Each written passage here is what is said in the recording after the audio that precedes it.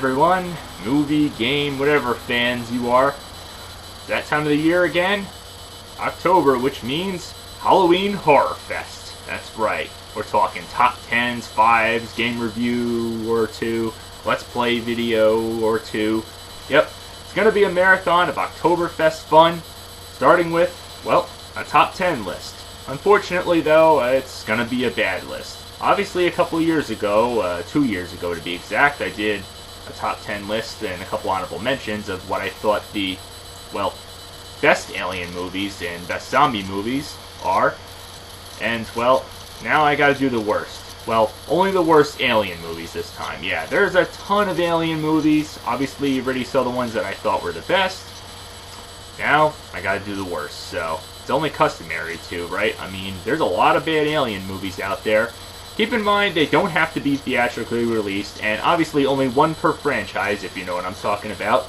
So, and keep in mind, people, this is just my opinion. Don't go apeshit if you don't agree with me. I don't think I have to stress that any further, so without further ado, let's invade, take it upon ourselves, and, well, get rid of these awful alien movies, starting with number 10, Alien 3. Alright, yeah, I know, I already included this on my second, another top 10 worst movie sequels list, and I have to include it on this one. After all, it has the word alien right in there, right? And no surprise, no shocker, I already mentioned this several times. First two Alien movies are great. First one by Ridley Scott was great, laid the ground terrifically. Second one, directed by James Cameron, did great. In fact, in some cases even better, but this one, yeah, there was a lot of directing issues. I already mentioned this before, and it should come as no surprise because, well, yeah, there's a lot of directing, a lot of script issues. Unlike the first two, which glorified this franchise, this one more or less dropped it down by a freaking half a mile, practically. There are some good things about it, but most of the time, it's dreary. I mean, they kill off most of the main characters except for Sigourney Weaver's character. Yeah, even the little girl from the second movie, they kill her off. I mean, all the main human characters that you got attached to in the second movie dead within the first freaking minute of this stinking movie. I mean, it's so depressing, and it's not as fun as the last two movies. You only got one alien in this movie, and Sigourney Weaver's character, of course, gets, imprisoned on a freaking prison planet, is, set off to fend for herself, so it's just not as interesting. The effects aren't as good, especially on the alien xenomorph itself. Just do yourself a favor, stick with the first two, and the fourth one, Alien Resurrection, just especially don't even bother with that one either. So, in other words, as I said, stick with the first two. The third one, well, not always a charm. Number 9, Plan 9 from Outer Space. Alright, I know what you're gonna say. What? Yeah, I know. This is a terrible movie. This is like the Troll 2, Sharknado. It's one of those cult classic films that's so bad it's good, which I understand. It is a bad movie, and yes, it's still watchable. But it's still gotta be on this list, and that's why I put it this low on the list, because, well, I know, you could still watch it, but just the concept and the fact behind the plot of the film, it's just still ridiculous, though, now that you think of it and look back at, if you take the film seriously, and the plot seriously to any consent. Yeah, I mean, aliens coming down to Earth to resurrect dead humans as vampires and zombies, it's a laughing stock of a film, but, and with all the cheesy effects and everything, it's still a bad movie, so it's still got to be included on this list. So, like I said, not to be taken seriously, but if you take it seriously like I am now, well, then that's how you're going to consider it, just a straight up crappy alien movie. So, take it for what it is. Don't take it seriously. So bad, it's good. That's why it's, well, such a popular film and most talked about nowadays. Or at least it was, to a point. So, still a bad movie, but not to be taken seriously, as I said before. Number 8.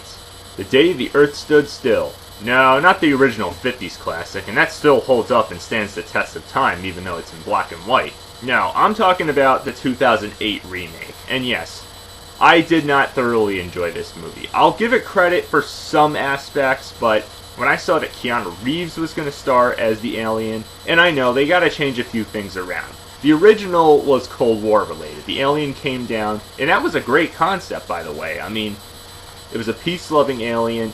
He wanted to make peace with the Earth because, you know, the United States and the Soviet Union were at war with each other. This was the 50s, so it's perfectly acceptable for a plot. In this remake, they obviously changed it around with it being global warming, corruption, and all that nonsense with the government.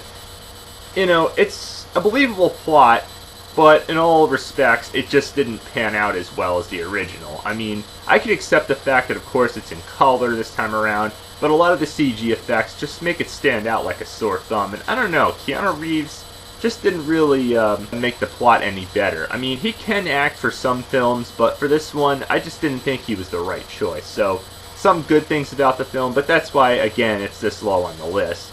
But otherwise, I would stick with the original. Sometimes black and white is just the way to go with these original classics. Sometimes putting them in color, well, sometimes it just doesn't work. And this is one of the examples right here, alongside Psycho and, well, some of the other original classics that you remember from the old days. So, stick with the original. If you like this one, then I respect that, but I really didn't. Number 7, Skyline. Oh, boy. Do I even have to say anything about this one? It's really bad, trust me, people. The concept behind this is ridiculous, beyond ridiculous. It tries to take some liberties with trying something new as an alien invasion movie, but let's be honest. The amount of CG, the amount of blue on the screen is, I mean, really, there's so much color blue, it's just an overkill. Some of the acting was okay, but then there was like the foreign guy his accent was not very believable.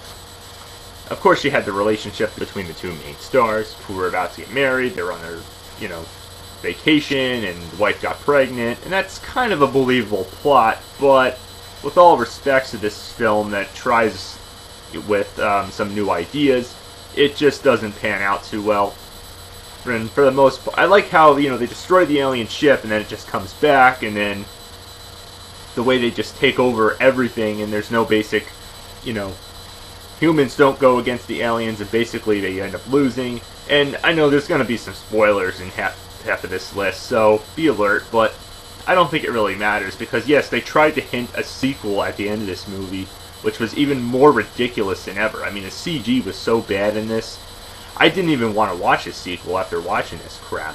And, oh dear God. Really? Number 6. Independence Day Resurgence. Yeah, I anticipated this movie from last year, and I know I didn't even talk about it since then, because, well, I actually didn't see it in theaters. I rented it on Blu-ray, and I'm sorry to say, it is really bad. Just like everybody else said it was, yes, it bombed at the box office, yes, it got nothing but negative reactions from fans and critics alike, and yeah, I couldn't agree anymore. Yes, it started out okay. The fact that, you know, it has the 20-year span within the film, the fact that they, you know, salvage what's left of the alien ships and try to make all this futuristic technology, the way they, you know, have, like, human armies on the moon and some other parts of space, you know, that's not Earth. And yes, they brought back Judd Hirsch, they brought back the same, you know, scientist guy, you know, the long hair, crazy guy. They brought back Bill Pullman as the, well, at this point, it's a former president. Robert Loggia and, of course, Will Smith are not back in this. Jeff Goldblum, of course, is. Yes, you had some other new actors, but let's face it, it just didn't help this movie's concept. It didn't help this movie's plot, and some of the acting performances were not very good.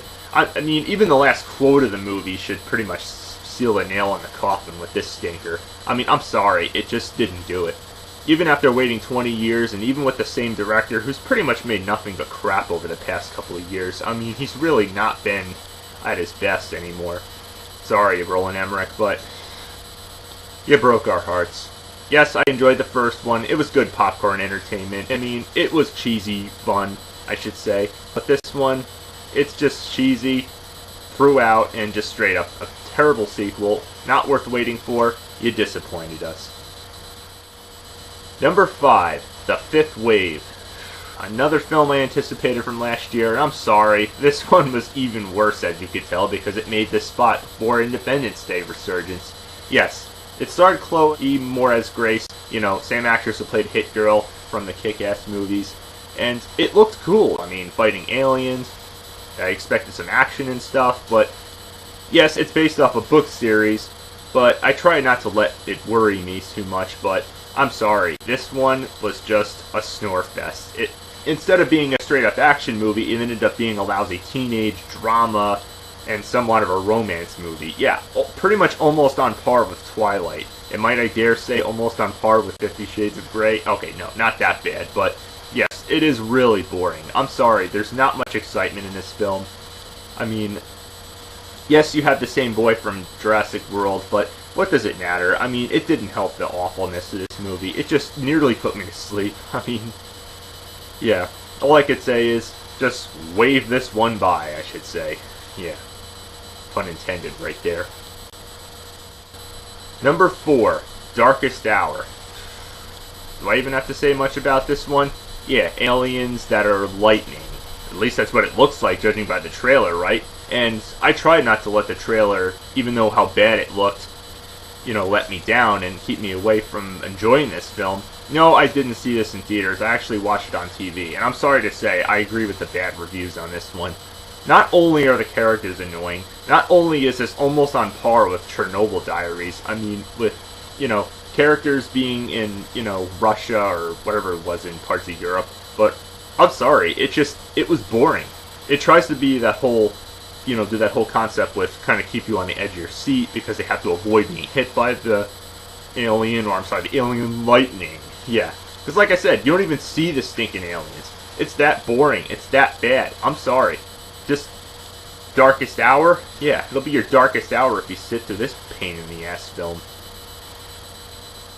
Number 3, War of the Worlds, 2005 remake. No, not the Spielberg remake, and I thought that one was okay, despite, Tom Cruise with the whole Scientology criticism comparison, and Dakota Fanning's annoying, over-the-top screaming character, and some of the CGI effects and the plot holes, with the video camera and everything else.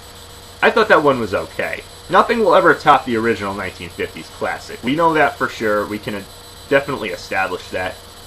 But I'm talking about there was not one, not two, but 3 remakes of this original classic. As I said before, most people are familiar with the Spielberg, theatrical version because that was the only theatrical version. There was actually 2 other versions that were direct to DVD. There was another one which was okay. It had some rather cheesy effects, but was kind of forgettable. But no, that's not the one I'm talking about. I'm talking about the version. Not only does it clock 3 hours in runtime, it literally tries to take every word from the original book. I mean, it's so freaking bad, literally, it never even got a theatrical release, which I'm not surprised because the effects are so bad in this remake. And in case you haven't heard of this one, and you consider yourself living under a rock, not hearing about this version, well, let me tell you, it's a rock worth living under because it's unbearable to sit through. I mean, as I said, the acting is so freaking bad. It's like they rushed this film, tried to get every actor to read every piece of dialogue out of the book with no effort, no special effects. I mean, there's green screen effects, which if you actually dare to watch this piece of crap, you could tell it's green screen effects. Fake mustaches, which I don't see the point of. I mean, I understand they're trying to make it take place in a time where the original novel by H.G. Wells took place in, but I'm sorry, there's just no effort into this piece of crap whatsoever. I mean, Christ, if anything, I wish the aliens would come down and zap every copy of this piece of crap movie, because just don't even bother. Trust me, it's not worth your time. If you dare to, then I gotta say, you're a real trooper at this one. So, that's my opinion right there on that one, so don't even bother. Stick to the Spielberg remake, or better yet, just stick with the original 1950s classic. Just forget about this one.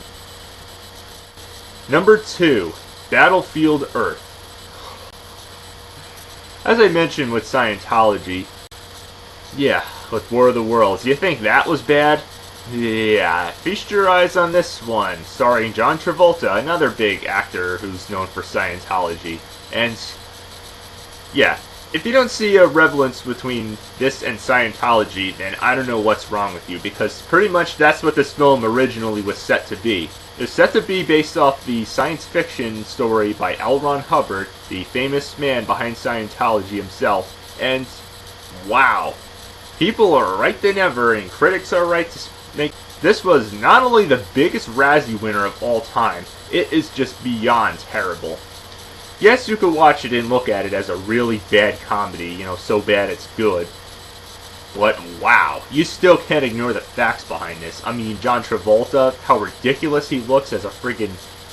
I mean, he doesn't even look like an alien. He looks like almost like a white version of Bob Marley almost, with those dreadlocks. And not only is the plot ridiculous, let's not forget that good majority, at least 85% of this stinking movie is at a tilted angle. Yeah, that's great. How would you like it if I do this the whole video? Yeah. Isn't that something? No, that would just be annoying. What was the point? There's no point in that whatsoever. I mean, yeah, they call it the Dutch angle, and there's some movies that do use it occasionally, but there's no purpose behind it.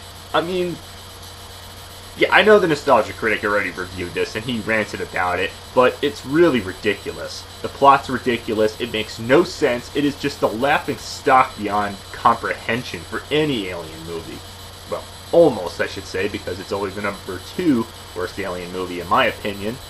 Which leads me to... number 1. Are you ready? What I think the number 1 worst Alien movie is? Here it is. Number 1 is Mac and Me. Oh boy. Ah, yes, Mac and Me. Do I even have to say anything about this one? Seriously, none of us are stupid. If you watch Steven Spielberg's classic E.T., you know what an E.T. ripoff looks like, and this is no exception right here. Not only one of the worst movies ever made, not only one of the biggest E.T. ripoffs ever made, but good God, the product placement in this movie is just... it's laughable beyond comprehension. Seriously, if you want to make a movie, you know, into a commercial and promote Coca-Cola and certain candies and especially, most importantly, McDonald's, I mean, God, don't be so blatant. We know this is just a straight up average. I mean, the name Mac is right in there.